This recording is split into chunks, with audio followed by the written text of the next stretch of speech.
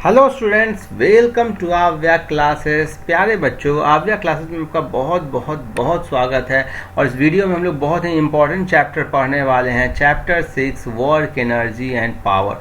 और ये बहुत ही ज़्यादा इंपॉर्टेंट है। क्लास 11 फिजिक्स का आप चैप्टर नंबर 6 एनसीईआरटी का पढ़ रहे हैं। सो यहाँ पर 3 टर्म को हम लोग इसके इंट्रोडक्शन में डिफाइन किया गया है। पहला है वर्क, दूसरा है एनर्जी और तीसरा है पावर। सो आप देखो, वर्क का आप डे टू डे लाइफ में बहुत यूज़ करते हैं। आप बोलते हो ये आदमी बहुत काम कर रहा है, बहुत वर्क कर रहा है। सो कुछ भी कोई काम करता है ना, उसको आप वर्क ही बोलते हो। लाइक कोई आर्टिस्ट यदि पेंटिंग कर रहा है, कोई यदि कंस्ट्रक्शन वर्कर आपको ब्रिक उठा रहा है, कोई आदमी मीन्स कि चल रहा है, दौड़ रहा है, खेल रहा है, कोई पढ़ाई कर रहा है, सबको वर्क बोल देते हो। लेकिन फिजिक्स में वर्क का एक डेफिनिट और प्रिसाइज मीनिंग होता है, जिसको हम लोग यहाँ पर स्टडी करेंगे। क्लियर है? सो सब टाइप का जो भी काम किया गया सब भी वर्क कहलाता है, लेकिन फिजिक्स में वर्क को एक प्रिसाइजली वे में हम लोग डिफाइन करेंगे। अब आप क्या है कि कोई आदमी काम कर रहा है और यदि कंटिन्यूअस काम किए जा रहा है, रुक नहीं रहा है, तो आप बोलते हो यार इसका एनर्जी लेवल तो बहुत ज़्यादा हाई है। कोई यदि तेज़ी से दौड़ रहा है और बहुत लॉन्ग डिस्टेंस तक दौड़ लिया, तो आप बोल रहे हो कि यार इसका तो स्टेमिना बहुत हाई है, इसका एनर्जी लेवल बहुत हाई है। सो एनर्जी लेवल क्या है? Some how it is the capacity to do work. और फिजिक्स में भी एनर्जी लेवल को या एनर्जी को कैपेसिटी टू डू वर्क से ही वो इंटरलिंक्ड होता है। क्लियर है? से उसी से वो लिंक्ड होगा। फिर पावर क्या हो गया? आप जैसे कहीं आप फाइट करते हो, आप कोई एक बहुत जोर का घूसा मारा तो बोलते हैं यार ये तो पावरफुल पंच था। या जूडो में कोई बहुत फास्ट वो पैर से किक मारा तो बोले कि यार क्या पावरफुल किक था। मीन्स पावर क्या हुआ कि उस किस स्पीड से मारा या किस स्पीड से वर्क डिलीवर हुआ। तो फिजिक्स में भी पावर का इसी टाइप का कुछ मीनिंग होता है कि किस स्पीड से काम हुआ। सो पावर आपको बताता है स्पीड को, पावर आपको बताता है स्पीड ऑफ वर्क। ठीक है, हालांकि इसका जो एग्जैक्ट जो डेफिनेशन है वो हम लोग देखेंगे। आपको रफ आइडिया के लिए एनर्जी क्या बताता है? Capacity of work. लेकिन वर्क का डिफिनीशन क्या है फिजिक्स में, उसको हम लोग आगे देखेंगे। सो वर्क का डिफिनीशन समझने के लिए पहले आपको स्केलर प्रोडक्ट के कंसेप्ट को समझना होगा, और स्केलर प्रोडक्ट के कंसेप्ट को पहले हम लोग समझते हैं। आपको मालूम है कि वेक्टर का आपने एडिशन देख लिया, सब्ट्रैक्शन देख लिया, अब वेक्टर का हम लोग मल्टीप्लिकेशन देखेंगे। सो वेक्टर का बेसिकली 2 मल्टीप्लिकेशन होता है। लाइक कोई वेक्टर ए है और दूसरा वेक्टर बी है, तो प्लस के लिए सिंबल ये यूज़ कर लिए, माइनस के लिए सिंबल ये यूज़ कर लिए। अब मल्टीप्लिकेशन के लिए आप 2 सिंबल का यूज करोगे, या तो डॉट करोगे या क्रॉस करोगे। लाइक ए डॉट बी और या फिर ए क्रॉस बी। अब ए क्रॉस बी को आप बोलते हो वेक्टर प्रोडक्ट, जिसके बारे में आप चैप्टर 7 में पढ़ोगे। और ए डॉट बी को आप बोलते हो स्केलर प्रोडक्ट, जिसके बारे में यहाँ पर पढ़ने वाले हो। चूँकि वर्क पढ़ने के लिए आपको स्केलर प्रोडक्ट का जानना जरूरी है। यहाँ पर ये डॉट है इसलिए इसका नाम पड़ा डॉट। सो इसको आप बोलते हो द स्केलर प्रोडक्ट और the dot product of any 2 vectors and denoted by A dot B. Clear है? सो ए डॉट बी को डिफाइन कैसे करते हैं, ये बहुत इंपॉर्टेंट है। ए डॉट बी को डिफाइन करते हैं A B cos theta. Like मान लेते हैं कि एक वेक्टर ए इधर है, दूसरा वेक्टर बी इधर है, तो इनके बीच का एंगल ये थीटा है। तो ए वेक्टर डॉट बी वेक्टर को आप डिफाइन करोगे ए वेक्टर का मैग्नीट्यूड इंटू बी वेक्टर का magnitude into cos of angle between them. Like मैं सपोज करूं कि एक वेक्टर ए मैं ये बोलूं और दूसरा वेक्टर बी ये बोलूं, इनके बीच का ये एंगल अल्फा है, और मैं बोलूं कि इसका डॉट प्रोडक्ट आप डिफाइन करो, तो आप क्या बोलोगे? A dot B. और देखो कि वेक्टर में एंगल हमेशा या तो टेल टू टेल होता है या हेड टू हेड होता है। यहाँ पर वेक्टर ए का हेड है, देखो यहाँ पर वेक्टर ए का हेड है और वेक्टर बी का टेल है, तो आप तो इसमें एंगल नहीं कर पाओगे। सो इस वेक्टर ए को आगे ले जाओ और आगे ले जाओगे तो ये एंगल जो बनेगा यही इन दोनों के बीच का वेक्टर का एंगल होगा। सो यदि ये एंगल अल्फा है तो ये एंगल कितना होगा 180 माइनस अल्फा। क्लियर है। सो इसका आप निकालोगे डॉट प्रोडक्ट तो क्या होगा मॉड ए मॉड बी, ठीक है, magnitude of A magnitude of B into cos 180 minus alpha. कोई दिक्कत नहीं होना चाहिए। सो ये बेसिकली डिफाइन होता है, भाई डिफिनीशन है, इसी तरीके से होता है। और ये जो आउटपुट निकलेगा ए डॉट बी, ये एक स्केलर क्वांटिटी होगा। So since A B and cos theta are scalar, the dot product of A and B is a scalar quantity. Each vector A and B has a direction, but the scalar product does not have a direction. So जो भी ये output निकला वो आपको क्या output रहा, scalar output, जिसमें कि केवल क्या रहेगा मैग्नीट्यूड। सो डॉट प्रोडक्ट का जो आउटपुट होता है वो एक स्केलर होता है जिसमें केवल मैग्नीट्यूड होता है। क्लियर है, कोई दिक्कत नहीं। सो आप देखो कि आप यहाँ पर फिगर दिया गया, फिगर से आप बहुत अच्छे से समझ सकते हो। देखो वेक्टर ए ये है, वेक्टर बी ये है, इनके बीच का एंगल थीटा है। सो इनका जब डॉट प्रोडक्ट लिया आपने तो आपने क्या लिखा A B cos theta. Clear है। अब क्या है कि इसको दो तरीके से आपने इसको कर दिया ए इंटू बी कॉस थीटा, ऐसे लिख सकते हो। इसका मतलब यदि कोई वेक्टर ये b है तो इसको दो कंपोनेंट में ब्रेक कर दिए। एक कंपोनेंट जो a के अलोंग है उसका वैल्यू हो गया b cos थीटा, और जो इसके परपेंडिकुलर है वो हो गया b sin थीटा। सो आप इसको ऐसे भी लिख सकते हो a into component of b along a।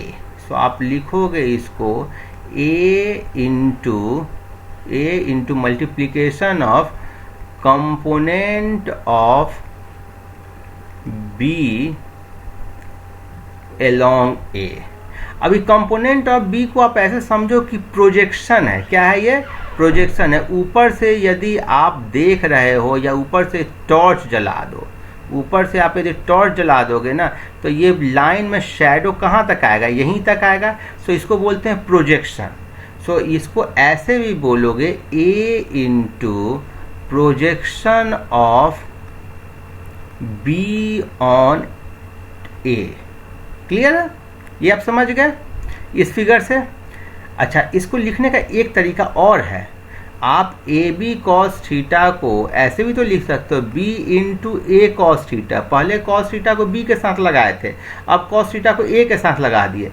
तो अब फिर देखो यही जो ए है इसको दो कंपोनेंट में बांट दिए। एक कंपोनेंट परपेंडिकुलर लाइन डाल करके एंगल 90 डिग्री करके अलोंग बी कर दिए, और एक बी से परपेंडिकुलर डायरेक्शन में होगा।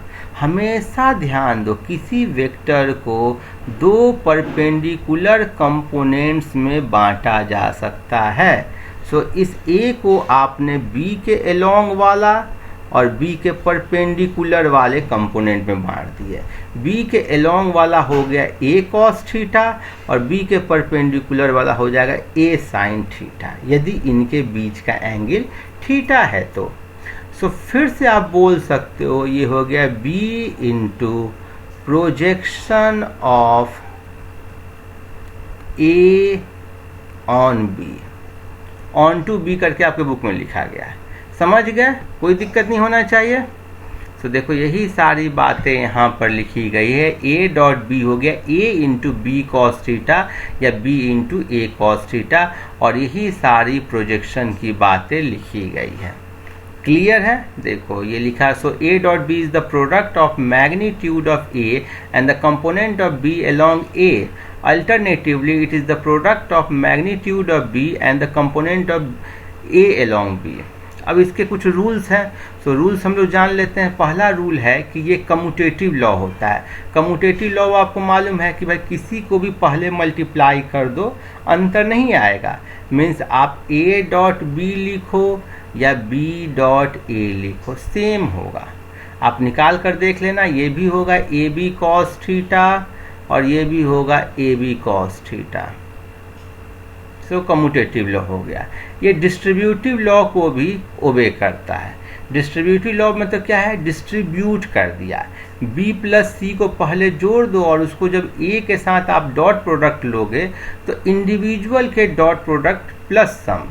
सो a dot b plus C is equal to a dot b plus a dot C. तीसरा क्या चीज़ है कि लैम्डा में कोई b में कोई एक स्केलर क्वांटिटी से मल्टीप्लाई करो और उसको लैम्डा भी बनाओ और उसका जब डॉट प्रोडक्ट a के साथ लोगे तो उससे वो इक्वल होगा लैम्डा को बाहर निकाल के। लाइक मैं यहाँ पर बताऊँ, एक vector a low into 3b करो, ठीक है। मैं b जो वेक्टर था उसको 3 टाइम्स कर दिए तो ये इक्वल होगा 3 इंटू a डॉट b के। क्लियर है? सो ये आपको कोई बहुत बड़ा कंसेप्ट नहीं था, बहुत आसान कंसेप्ट है। अब एक यूनिट वेक्टर का कंसेप्ट है जिसको हम लोग समझ लेते हैं। देखो अब हम लोग unit vector i j k के बारे में समझते हैं। सो यूनिट वेक्टर ऐसा होता है जिसके ऊपर ऐसे कैप बना देते हो और इसका मैग्नीट्यूड यदि लोगे तो ये 1 के इक्वल होता है। क्लियर है? मीन्स कि यूनिट वेक्टर आपको केवल डायरेक्शन को सिंबल करने के लिए होता है। सो यदि ये आपको x एक्सिस है, ये आपको y एक्सिस है और ये आपको z एक्सिस है, ठीक है। सो इनके बीच का एंगल कितना है, 90 डिग्री है। क्लियर है? और x एक्सिस के अलोंग यूनिट वेक्टर को आप i से दिखाते हो, j से दिखाते हो, j कैप से y एक्सिस के अलोंग और k कैप से दिखाते हो z एक्सिस के अलोंग। सो क्लियरली ये सब परपेंडिकुलर वेक्टर है, ठीक है। अब इन परपेंडिकुलर वेक्टर्स का आप डॉट प्रोडक्ट लोगे, लाइक मैं i और j का लूँ तो क्या होगा, मॉड i मॉड j और इनके बीच का एंगल कितना है, 90 degree into cos 90 degree. Cos 90 का वैल्यू कितना होता है, 0 के इक्वल। सो ये हो गया 0। सो जब भी दो वेक्टर के बीच का एंगल 90 डिग्री होगा, that is whenever A is perpendicular to B, then A dot B is equal to 0।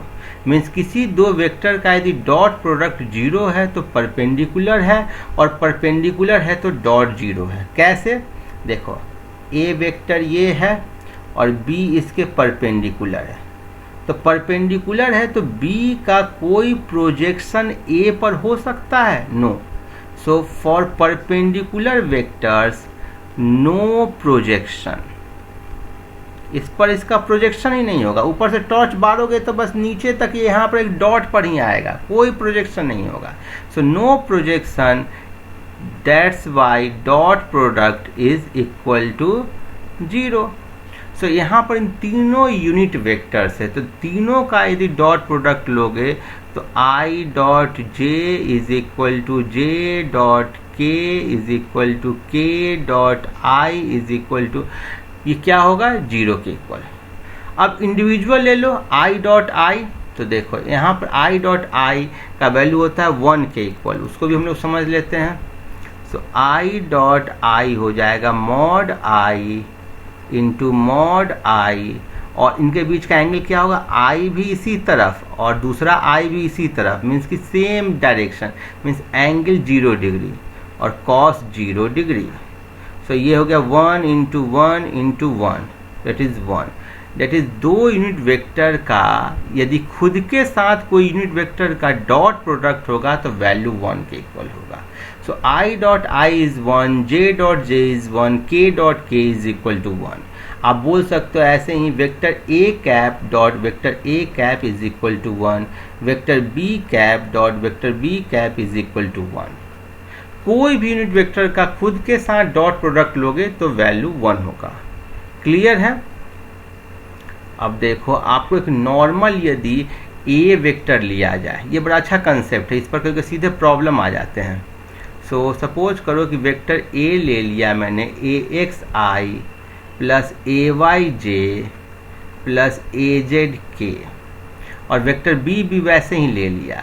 अब इनका डॉट प्रोडक्ट लोगे तो डॉट प्रोडक्ट जब लोगे तो a डॉट b करोगे तो क्या हो जाएगा, देखो axi plus ayj plus azk ठीक है, और dot B X I plus B Y J plus B Z के। सो अब A X B X I dot I, A X B X I dot I plus A Y B X J dot I. So एक I के साथ केवल रहेगा तो 1 होगा, एक जे के साथ रहेगा केवल तब 1 होगा, एक के का केवल के साथ रहेगा तो 1 होगा। बाकी आई का जे के साथ लो, आई का के साथ लो। देखो ऐसे समझो आई जे के, यहाँ भी आई जे के। सो इस आई का आई के साथ होगा तब तो 1 आ जाएगा, that is ax bx into 1. So ax bx into 1 plus इस i का j के साथ लोगे तो 0 हो जाएगा क्योंकि 90 डिग्री है। इस i का k के साथ लोगे तब भी 0 हो जाएगा। इस j का i के साथ लोगे तो 0 हो जाएगा, इस j का k के साथ लोगे तो 0 होगा, j का j के साथ लोगे तब आपको 1 होगा। सो ay by प्लस वैसे ही के का आई के साथ लोगे 0, के का जे के साथ लोगे 0, लेकिन के के साथ लोगे तो 1 होगा। तो ए जेड बी जेड।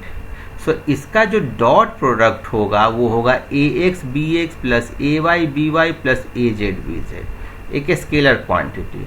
सिमिलरली आप ए डॉट ए लोगे तो सबका फिर ऐसे ही बी एक्स की जगह ए एक्स, बी वाई की जगह ए वाई, बी जेड की जगह ए जेड रहेगा। तो क्या हो जाएगा ए x square plus A Y square plus A Z square.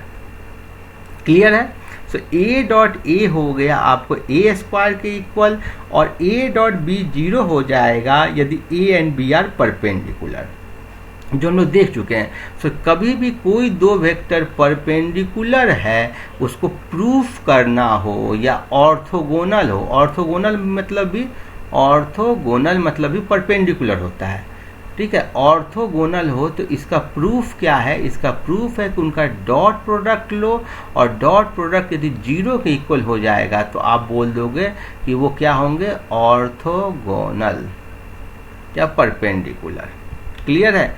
और आपको यदि उसका डॉट प्रोडक्ट खुद के साथ निकालना होगा तो इंडिविजुअल टर्म को स्क्वायर करके, इंडिविजुअल कंपोनेंट्स को स्क्वायर करके ऐड कर दो।